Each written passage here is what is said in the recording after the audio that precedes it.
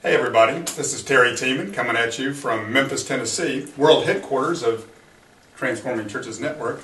And as you can probably see, I'm wearing my Nebraska red today, Cornhusker red, because I want to invite all of you to come to York, Nebraska on November 4th and 5th for the Nebraska Missional Network Retreat.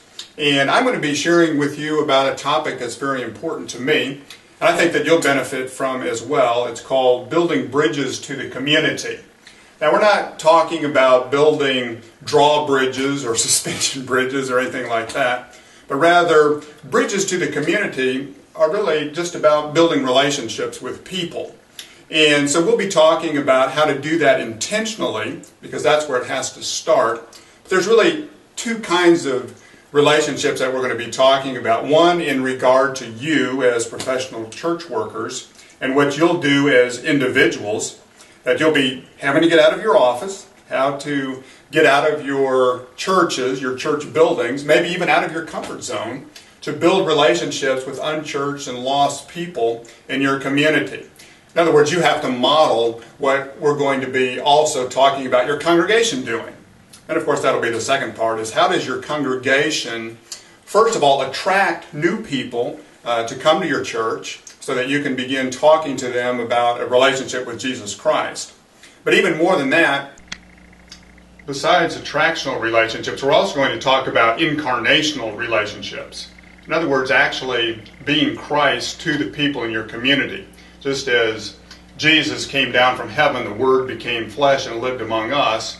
So, as members of His body, we also want to be out into the community and connect with the people who live there. So we want to show Jesus' love to the people of our community. So we'll be showing you lots of different ways to do that in your community. And we'll start with, how do you assess the needs? So where do you start? How do you get to know the people? How do you find out where you can connect to them best? And then what kinds of activities would begin to help you to do that. And we're going to give you some very special resources. One of those is going to be this book right here. It's a workbook called People of Passion, and you'll be able to take that with you and go through this with people in your congregation. People of passion, people who have a passion for Christ, a passion for your church, and who have a passion for your community. And there's 7 missional activities that we'll be talking about that you can use, very practical, very easy to get started with the People of Passion.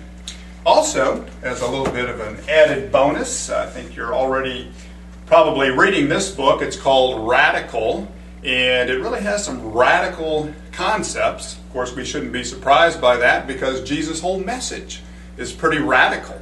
That the Son of God, God Himself, would become a human being and come to this world to show His love by dying for people such as us.